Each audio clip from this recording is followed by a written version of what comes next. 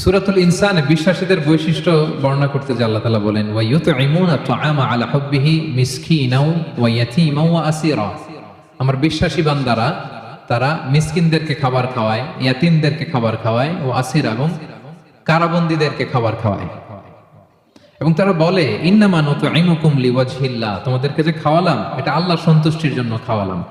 লা নুরিদু মিনকুম জাযাআ ওয়ালা শুকুরা, তোমাদের কাছে কোনো আমি কৃতজ্ঞতাও চাই না, কোনো প্রতিদানও চাই না। প্রতিদান নিব একজনের কাছ থেকে, তিনি কে? এই মাইন্ডসেটটা আমাদের থাকতে হবে।